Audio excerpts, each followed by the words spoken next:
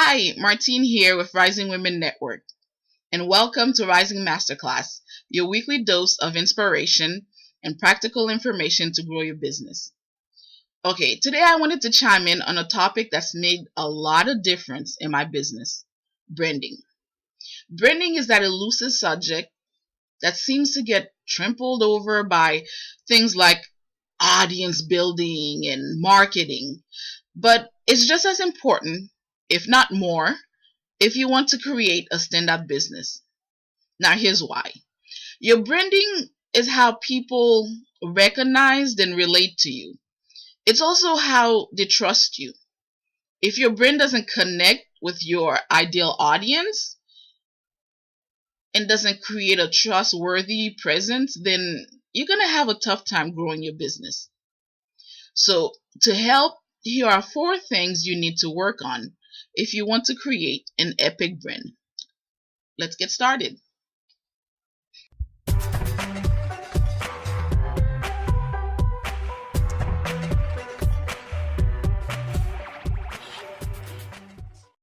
First, your purpose. Before you begin building a brand, you need to decide what the purpose of your brand is, so you can be certain that everything you create and do aligns with your brand's purpose. If your brand's mission is murky to you, then it's probably even more confusing to the readers and potential customers. People do not follow or buy from brands that are confusing. Action item: take a moment this week to write a paragraph about your brand's purpose and make sure to include who do you serve, how, and why.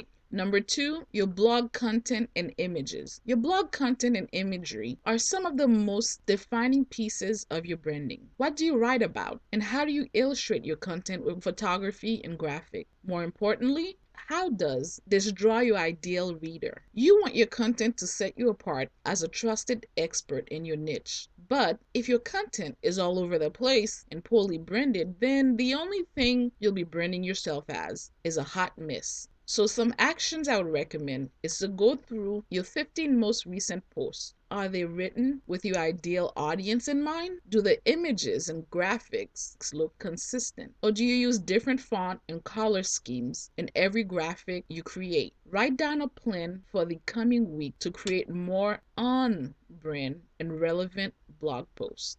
Number 3, your social media posts. The things you post on social media are just as much a part of your brand as anything else you create. If you're using social media correctly, then your followers will start to recognize you as a trusted, consistent, and personable reader in your niche. Action step I would suggest is to refine your social media account, namely Instagram and Pinterest, so your content would be helpful to your target market. Also, be sure to engage on social media and build relationships. There's nothing worse than a brand that doesn't seem to care about its followers. Number 4, your website's design. When you think of branding, your mind just jumps straight to your website design. Design plays a big role in how your brand is perceived, which is why your website's design is crucial. Ask yourself, is my website actively attracting my ideal clients? If they landed on my site, would they fall in love or feel confused? Are there clear paths for where I want my site visitors to go?